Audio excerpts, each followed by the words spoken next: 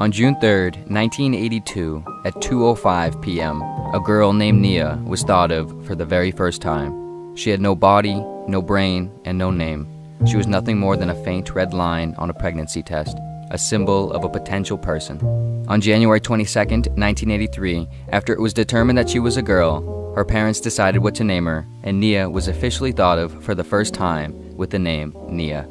About 3 months later, Nia was seen for the very first time without a screen. Awoken to the stark light of the hospital delivery room, Nia had no idea where she was or who she was. She was, for this one brief, fleeting moment, a completely blank slate, nobody and somebody at the same time, free to be whoever she could. On June 1st, 1988, Nia was thought of as a friend for the first time, after her mother's friend's daughter Sarah asked Nia if she liked the TV show Danger Mouse. Nia said yes, even though she didn't know what Sarah was talking about. Being 5 years old, Nia thought it was better to say yes and not seem different. Sarah liked Nia because of this, and they hung out every week and watched the show together. Nia didn't really like the show. She liked that Sarah liked her though, so she never said anything. On March 9th, 1991, Nia was thought of as annoying and weird for the first time. After dancing by herself during second grade recess, a group of her classmates mocked her, and one girl told her that she was weird. Nia didn't dance again for several years. On October 14th, 1994, Nia was thought of as attractive for the first time, after a boy named Sam met her at school and liked the way her hair looked on one of the rare days that Nia wore it down. He told Nia that he liked her and thought her hair was pretty. Nia wore her hair down almost every day after, even though she kind of liked it more in a ponytail. On August 16, 1997, Nia was hated for the first time after breaking up with her first real boyfriend, Tim. Tim told Nia she was a horrible, inconsiderate person who only cared about herself. Nia worried that maybe he was right and got back together with him to prove that he wasn't. Not long after getting back together, Tim broke up with Nia. On June 29, 2005, Nia was thought of as a full-time employee for the first time after being hired as a financial analyst at a large media company. It seemed to make her dad really happy when she first considered business and finance as a major in college, so she stuck with it, hoping it would continue to impress him and other people she knew and might know in the future. She never really came around to liking it herself. On April 10, 2012, Nia was thought of for the first time as a wife after marrying her 7th boyfriend, James. She wasn't sure if she was ready when James proposed, but didn't want to hurt him and deeply feared the possibility of being thought of as old and alone, especially after her mother repeatedly hinted at the idea. On October 22, 2016, Nia was thought of as a mother for the first time as her firstborn child, Katie, uttered the word "Mom" as she looked up at Nia. Katie knew nothing about Nia yet, but saw the source of all comfort and safety and love in Nia's eyes. On December 8, 2019, Nia was thought of as a boss for the first time after being promoted to corporate financial manager at a major multinational clothing corporation.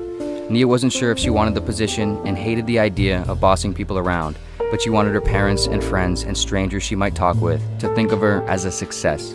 Moreover, she wanted her legacy to have some significance, for her children and her children's children to look back at her and think of her as someone who was someone who was important. She took the job and stayed in it for the rest of her career.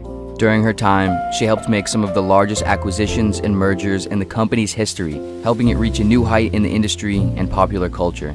This made Nia quite wealthy and sought after. She hated what the expectations made her become, though. She became somewhat cold and forceful to her employees and hyper-focused on money and work, giving up almost all of her free time and things for herself outside of work. On August 22, 2035, Nia was thought of in a way that somewhat resembled the way Nia thought of herself for the first time. 1 year earlier, Nia was diagnosed with a disease known as cystic fibrosis, in an unusual, rare case of a late-stage diagnosis. The doctor told Nia she potentially only had a year or two left. As time passed, Nia began to care less and less about everything. She began to uncover and reveal her deeply withheld insecurities and fears and character traits as they began to fill with the air of insignificance and triviality. While in the hospital, during one of the last few coherent conversations she ever had, she told her husband James that she never truly felt like herself around him, or anyone for that matter, that she had spent most of her life accommodating other people's perceptions of her, as if her concern was always about how she was experienced in the minds of others and never about how she was experienced in her own. How she wanted so badly to be liked and remembered by everyone as competent and beautiful and agreeable and happy and perfect and successful. and now she was about to die without ever really being known by anyone at all. As Nia revealed more and more to James, for a brief moment, for the first time in her whole life, Nia was thought of in the same way she was thinking of herself, synchronized perfectly inside her and James's mind. In this moment of unexceptional naked candor, James and Nia felt a love and boundlessness unlike anything they had ever before and ever would thereafter. 3 months later, Nia was thought of for the first time as someone who was dead. Everyone she knew attended her funeral. Some of her closest friends and family members said incredible things about her at the service. How beautiful she was, how sweet and kind she was to everyone, how hardworking and successful she was. A couple people secretly thought about how they didn't really like her or care about her all that much and just wanted the service to be over so they could go home. Nia didn't know what anyone thought or said. She was dead. On March 5th, 2051, Nia was thought of for the first time as a grandma.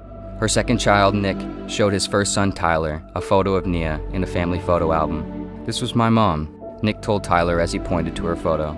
"She would be your grandma. Can you say grandma?" Tyler, just 4 years old, looked at the photo and let out a soft, "Hi, Grandma," leaving out a letter or two, but understanding what he meant. The wrinkles in Nia's face in the photo made Tyler laugh a little. Then, Nick flipped the page to a different photo of someone else. On December 30th, 2107, Nia was thought of for the last time by someone who ever personally knew her. As Katie, Nia's last surviving child, died, the last clear, real memory of Nia dissolved with Katie's mind. On January 2nd, 2372, at 3:52 p.m., Nia was thought of for the last time ever. Her only remaining photos and information held in a data server at an ancestry company for people to learn about their family heritage. A young man named Sonis, employed by the company, was instructed that day to clear out all data servers containing unused full profiles more than 200 years old. Before deleting them, Sonis looked through some of the profiles. As he looked at the photos, he wondered who the people were. He wondered what life must have been like for them. He stopped on one particular photo. It was Nia. He thought she looked really friendly and happy. She had a smile that seemed completely genuine, as if she spent her whole life practicing it. Then he toggled to the next profile. Within the hour, Sonis had cleared the server. With one delete key, all traces of Nia were gone forever. Later that night, while trying to fall asleep, Sonis wondered, without thinking about anyone specific, if any of the people that he deleted would have lived differently if they thought about the fact that one day they wouldn't be thought about at all.